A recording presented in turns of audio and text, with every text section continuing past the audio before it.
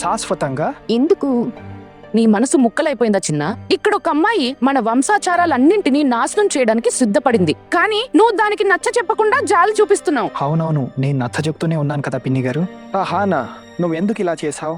నేను ఏ తప్పు చేశానని నాకు అనిపించడం లేదు. నాదేమీ తప్పులేదు. ప్రపంచంలో లక్షల మంది డాన్స్ చేస్తారు, నేను ఇంటి లోపలే డాన్స్ చేస్తున్నాను, అది కూడా నా గది తలుపులు వేసుకుని పిల్లలకు నేర్పించడం కోసం. అయినా సరే మీకు నేను శిక్షార్హురాల్ని అనిపిస్తే శిక్ష వేయండి. చూడు, నీ భార్యకి ఎంత నోరో చూడు, ఎంత ఎదురు మాట్లాడుతుందో. అరే, ఇది ఇల్లేం చక్క పెడుతుంది. నా మిగతా 3 కోడల్లో ఎవరూ ఎప్పుడు ఇలాంటి పని చేయలేదు. అమ్మా, నేనేమంటున్నానంటే ఈసారి కహానాను క్షమించేద్దాం. అవును మామి, అత్తయ్య ప్లీజ్ మీరు ఒకసారి తనని క్షమించండి. తన అమ్మగారి పరిస్థితుల గురించి మీకు తెలుసు కదా. ఏమో ఆమె ఇంటికి కూడా రానివ్వదేమో, కొంచెం ఆలోచించండి. ఈ ఒక్కసారి తన్ని క్షమించండి. ఏమంటారు? నోర్మూయ్, నిన్ను అడిగానా? నీ సలహా అడిగాను నేను.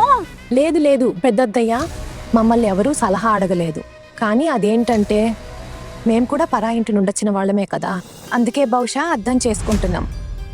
తనకింకొక అవకాశం ఇచ్చి చూడండి. తనకింకొక అవకాశం ఏముండదు.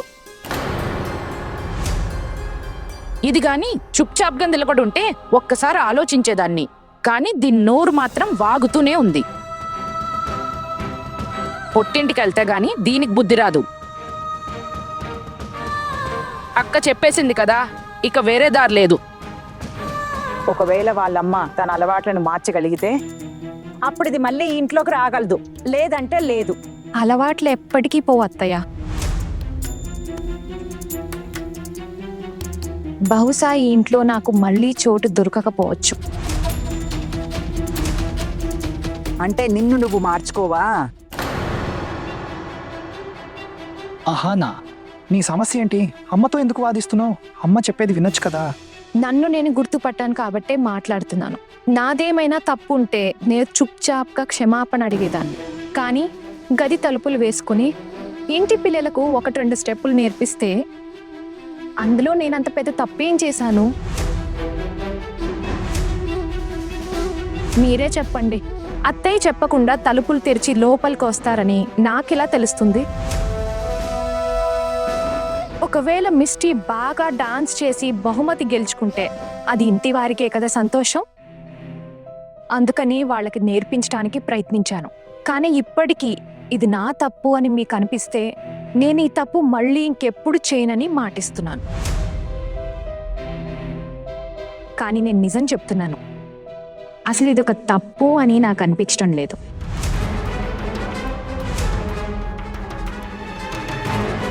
చిన్నా, సరే అమ్మా, ఇప్పుడు చెప్పు, తన విషయంలో ఏం చేయాలి? నీకేది సరైనదనిపిస్తే అది చేయండి. సాయంత్రం ఆఫీస్ నుండి రాగానే తనని పుట్టింట్లో వదిలే, సామాన్లు సర్దుకోమని చెప్పు తనకి.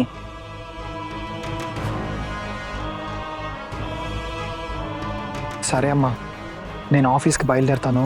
అక్కడికి వెళ్ళకపోతే ఇబ్బంది అవుతుంది. నేను వెళ్తాను.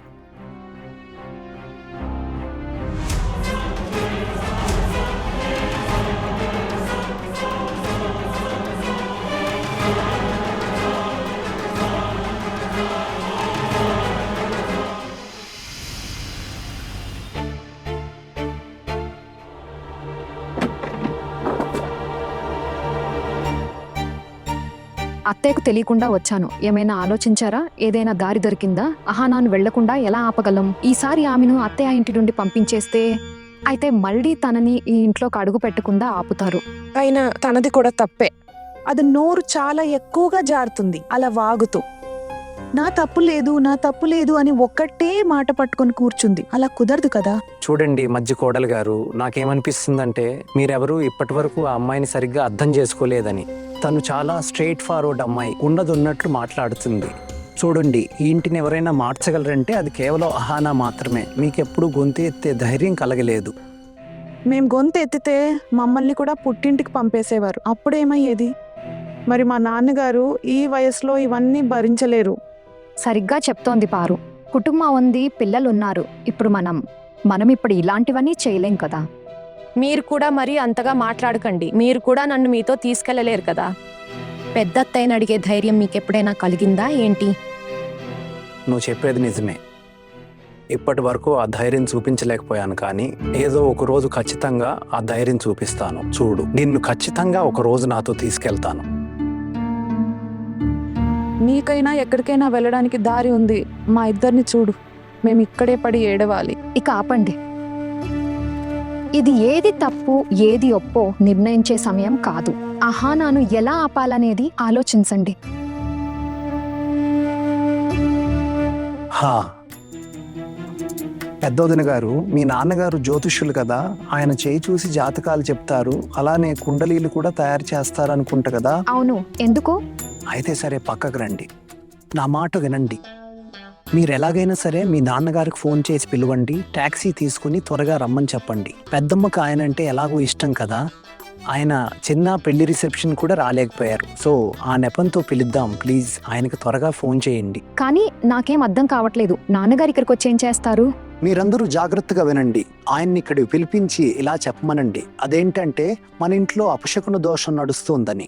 అందువల్ల ఇప్పుడు ఈ సమయంలో ఎవరు ఇంటిని విడిచి వెళ్ళకూడదు. ఒకవేళ ఎవరైనా వెళ్తే కుటుంబానికి ఏదో ఒక అశుభం జరుగుతుందని.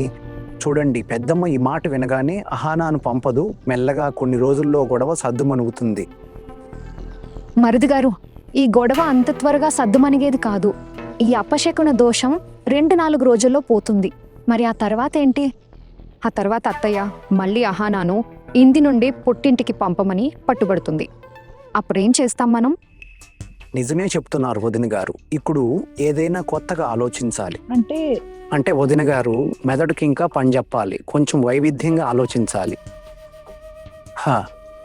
వదిన గారు, మీ నాన్నగారిని ఇక్కడికి పిలిపించి అహనా ఈ ఇంటికి చాలా అదృష్టవంతురాలని చెప్పించండి. అహనా ఈ ఇంట్లో ఉంటే ఇల్లు అభివృద్ధి చెందుతుందని, ఆదాయం పెరుగుతుందని, ఒకవేళ తన ఇంటి నుండి వెళ్ళిపోతే ఇంటికి ఏదో పెద్ద గన్నం వస్తుందని చెప్పించండి. చూడండి, ఖచ్చితంగా ఈ మాట వినగానే పెద్దమ్మ అహానాను ఉంచుకోవటానికి ఒప్పుకుంటుంది. లేదు, నాన్నగారిని ఇంత పెద్ద అబద్ధం చెప్పమని నేనెలా అరగలను? అరే వదిన గారు, ఇప్పుడు అహానాను కాపాడటానికి ఇది తప్ప వేరే మార్గం లేదు. సరే అక్క, విను. నేనేం చెప్తున్నానంటే, మీరు ఒక్కసారి మీ నాన్నగారితో మాట్లాడి చూడండి, ఏమంటారో. ఈ ఆపద నుండి ఆయనే మనల్ని కాపాడగలరు. అవునక్క, చూడండి, వేరే దారి లేదు. లేదంటే పెద్దమ్మ ఈ రోజే అహానాను పంపేస్తుంది. తను ఒక్కసారి వెళ్ళిందంటే మళ్ళీ ఈ ఇంట్లోకి తిరిగి రాలేదు. తనని వెళ్ళనివ్వకూడదు. ఒక్కసారి ఫోన్ చేయండి ప్లీజ్.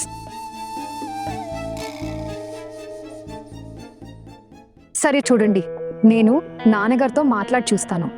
కానీ ఆయన ఒప్పుకుంటారో లేదో నాకు తెలియదు. దానికి గ్యారెంటీ లేదు. వదిన గారు, ఫోన్ చేయండి ప్లీజ్.